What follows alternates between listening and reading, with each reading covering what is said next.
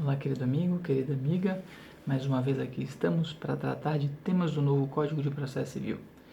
Hoje, inclusive, o tema a ser tratado ainda na estrutura da execução do título extrajudicial será efetivamente um estudo mais pontuado sobre a execução para entrega de coisa, seja de coisa certa, bem como seja para de coisa incerta. Pois bem, antes de começar a ver os dispositivos, é muito importante compreender que a execução tem modalidades próprias, seja na execução do título judicial, seja na execução do título extrajudicial. Na execução do título extrajudicial, antes de falar-se da grande modalidade de execução, que é a execução para pagamento de quantia, devemos falar de outras duas modalidades importantes. A execução para entrega de coisa, seja certa ou incerta, e depois, em outro momento, estudaremos também para a obrigação de fazer ou não fazer. Mas agora vamos a elas. O artigo 806 ele estrutura as regras básicas para que se possa conhecer como funciona a execução do título extrajudicial em relação à entrega de coisa certa. Portanto, aqui tem-se já definida a coisa a ser entregue, razão pela qual a certeza é o elemento central desta modalidade de execução. Vejamos o que diz o artigo 806. O devedor de obrigação de entrega de coisa certa, constante de título executivo extrajudicial, será citado para, em 15 dias, satisfazer a obrigação. Então, veja, a ordem de citação é para que se satisfaça a obrigação, no prazo de 15 dias. Esta é a determinação. O que acontece no próximo passo é caso não haja o cumprimento da obrigação, da prestação determinada, se fixe, por exemplo, as astrentes. Esse é um outro momento, esse é um outro passo. Portanto, o primeiro devedor é chamado, ele é citado para efetivamente entregar a coisa certa. Esse é o grande ponto.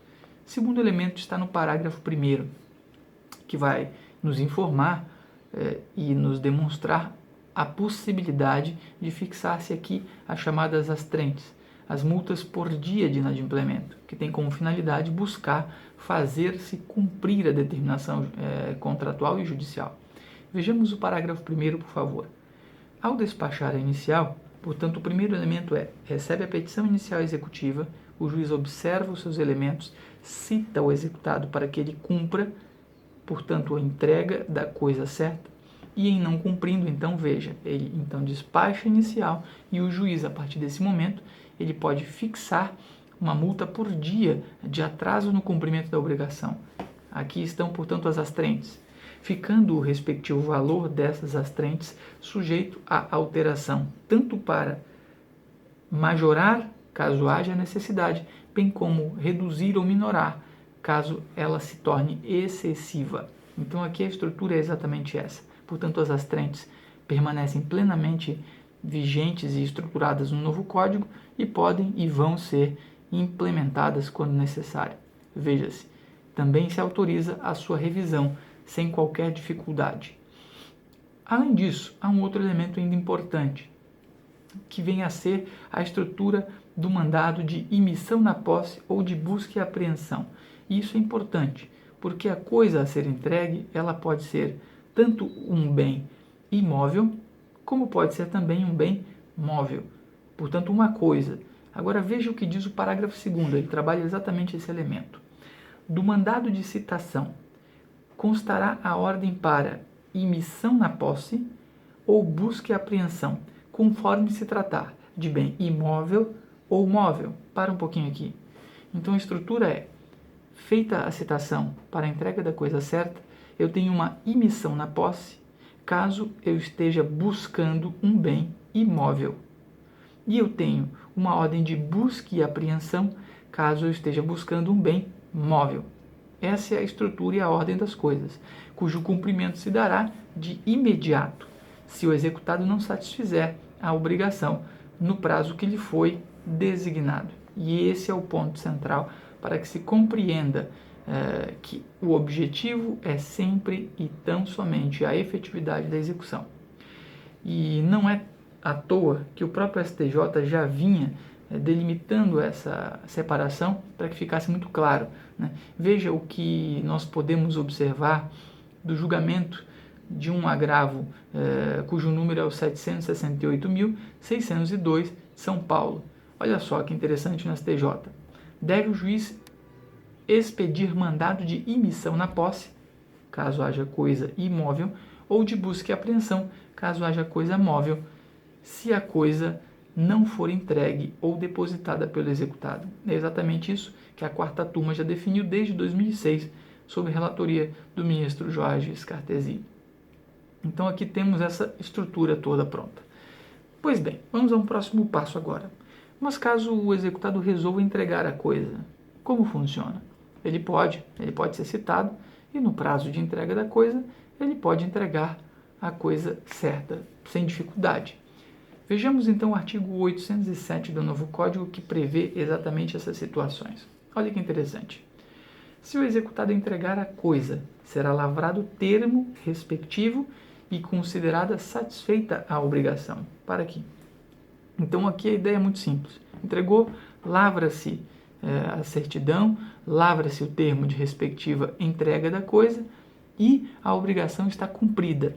O próximo passo agora é observar se o processo vai ou não prosseguir, se a execução vai ou não prosseguir para buscar pagamentos de frutos ou de ressarcimentos de prejuízos, se houver. Se não há prejuízo, não há ressarcimento, a obrigação vai estar satisfeita, portanto a execução vai ser extinta, arquivada, ponto final. Caso haja ainda decorrente dessa entrega que não fora como deveria ter sido, por exemplo, caso haja fruto ou prejuízo ainda a ser apurado, o processo de execução vai seguir para apurar esse quantum. São as situações, por exemplo, em que o bem sofre depreciação, e aí se precisa averiguar efetivamente o prejuízo. Então é bastante importante este elemento para que se compreenda como a coisa funciona. Um próximo passo está no 808, que trabalha especificamente a questão da coisa que é alienada quando já litigiosa. O que é isso? Imaginemos que a coisa que deve ser entregue, ela está sendo envolvida em uma outra negociação.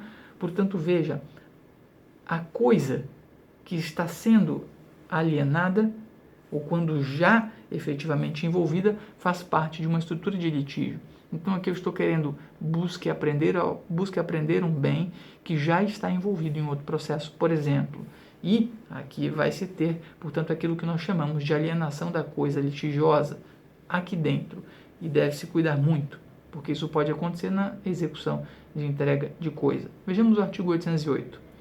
Alienada a coisa, portanto, vendida a coisa, quando já litigiosa, quando ela já está envolvida neste processo de execução, por exemplo, será expedido mandado contra o terceiro adquirente, que somente será ouvido após depositar a coisa, buscando fazer valer aqui a execução e a sua efetividade. Esse é um elemento substancialmente importante. Todavia, não se pode esquecer também que o terceiro não pode ser prejudicado de modo a ter aqui a evicção realizada sem considerar-se a sua possibilidade de defesa. E para isso existe a figura dos embargos de terceiro, que estão colocadas lá no artigo 674 do novo Código, exatamente para prever essas situações de quem, não sendo parte no processo, venha a sofrer constrição ou ameaça de constrição sobre os seus bens, ou o bem que possua, que esteja envolvido a partir dessa estrutura que nós acabamos de falar, caso ele possa, então, pretender, por embargos de terceiros, salvaguardar o seu direito.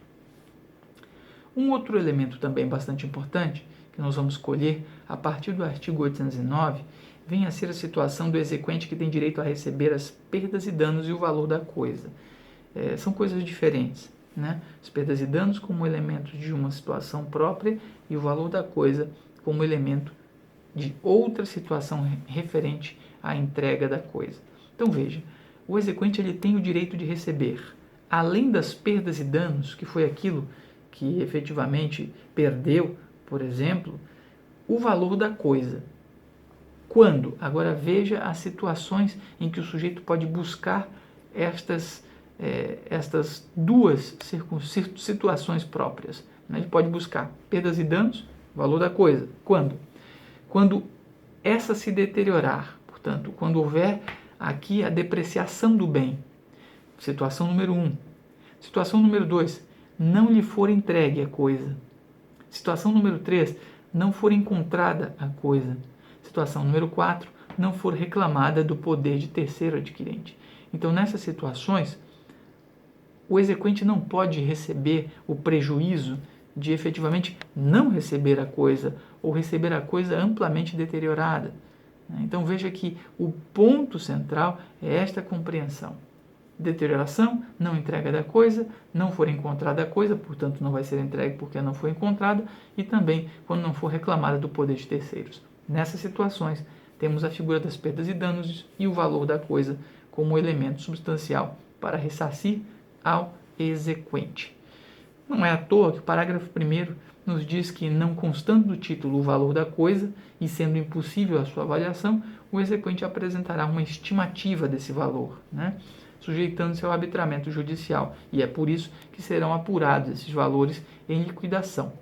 Veja que é isso que o STJ já vinha, inclusive, trabalhando desde o recurso especial 327.650 do Mato Grosso. Veja só que interessante o que diz ali.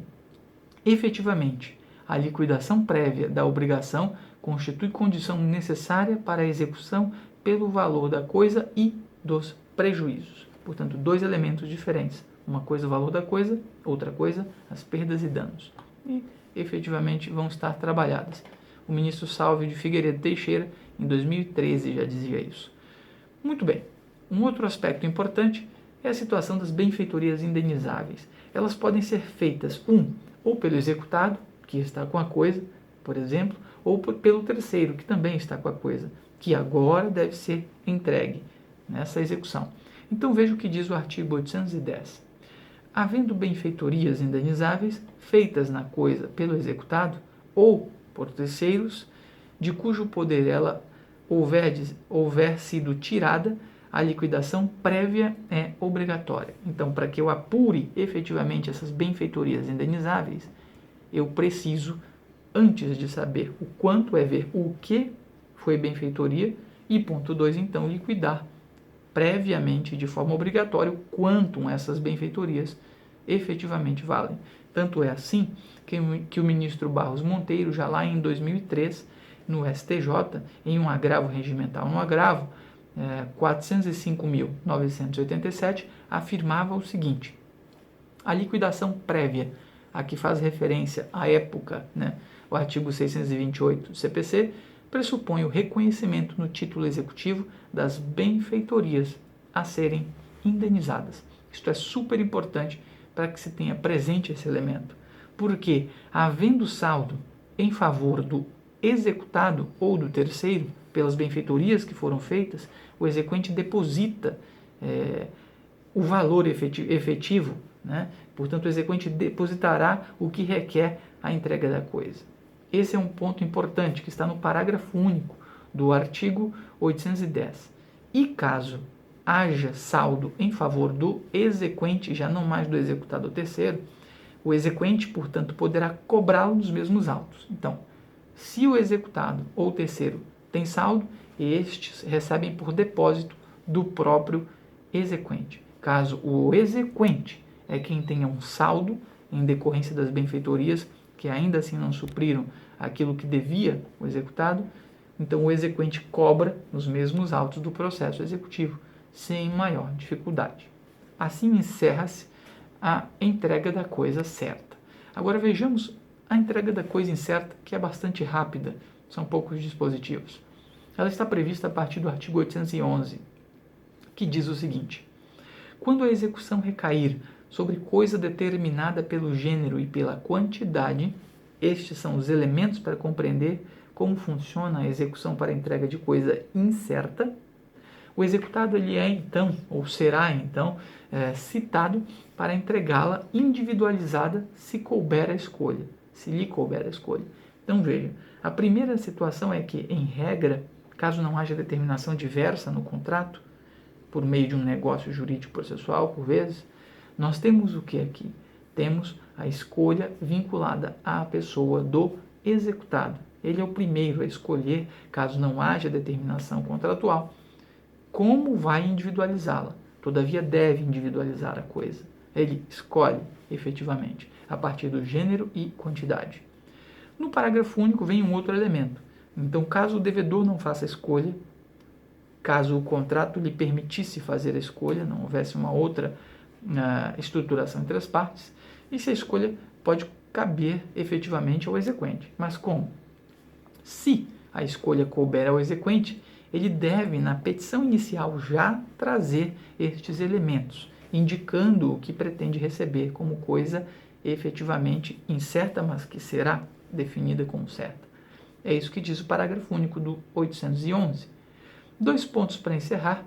O primeiro deles é o elemento chamado impugnação da escolha, que está no 812, que diz o seguinte: qualquer das partes, tanto o exequente como o executado, portanto, eles poderão, no prazo de 15 dias, impugnar a escolha feita pela outra parte.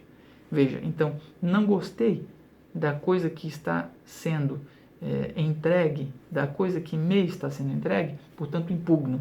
Acho que há algum defeito, escolheram os piores cavalos, os piores bois, ou as piores coisas. Pois bem, eu impugno a escolha feita pela parte adversária.